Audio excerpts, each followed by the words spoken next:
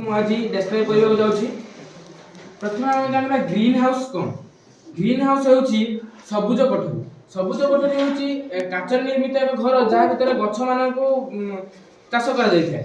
एहा फल रे काचर एपरि एक गुण द्वारा एई कार्यटी होई परछि। काचर एक गुण रहिछि जे सूर्यर ताप को एब्जॉर्ब करिवो किंतु ताको विकिरण करिबा को देबो नहीं। एहा फल रे गछ जेउ तापमात्रा चाहुतबो सेही तापमात्रा पाइजिवो जहा फल रे गछटी बढ़िबो।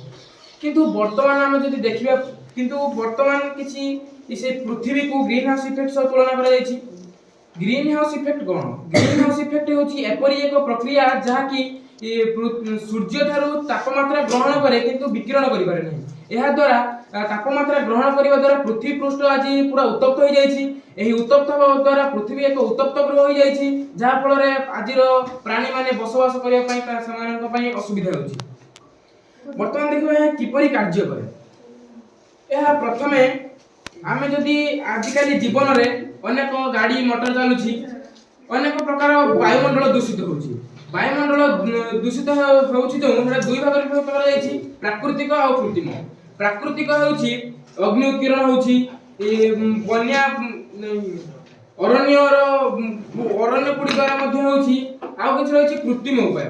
कृत्रिम उपाय रे फ्रिज एसी द्वारा चलाउछु आमे, आउ मध्य जानवाहन चलाचल होछि, आउ विभिन्न प्रकार असुविधा होछि जहा फल रे कार्बन डाइऑक्साइड बाहरछि।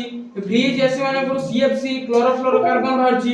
एही परी carbon dioxide, chlorofluorocarbon, nitrous oxide आदि अनेक प्रकार दूषित गैस बाहरी वायुमंडल को जाउछि। वायुमंडल रे जाई यहा मिसी काच परी एक आवरण आज सृष्टि करि सारिलानी। पृथ्वी को एपरि एक आवरण रे सृष्टि करि दैछि जे जहा सूर्य थारु ताप को ग्रहण करूछि। पृथ्वी ग्रहण कर सारिबा परे एही ताप एही किरण को से तापमात्रा आकार रे वायुमंडल को छाडुछि, किंतु एही तापमात्रा वायुमंडल रो आ विकृत हेइ पारुनी। जहा फल रे आज पृथ्वी बहुत माने उत्तप्त होई साइलानी। जहा फल रे आज विश्व तापन देखा जाउछि, हमर ग्लेशियर तरलिबारे लागिछि। ए उपकूलवर्ती अंचल मानकरे बन्या आसुछि, विभिन्न प्रकार झड़ बात्या मध्ये आसुछि। एही परि भाबे विभिन्न असुविधा होछि। आमे जदि याको दूर करिया पई चाहिबा वर्तमान नियत भाबे गछ लगाइबा को पड़िबो। एही परि भाबे ए असुविधा टिको आमे दूर करि परिबा। एति कहि मु मोर प्रोजेक्ट रो उपस्थापन को शेष करूछि।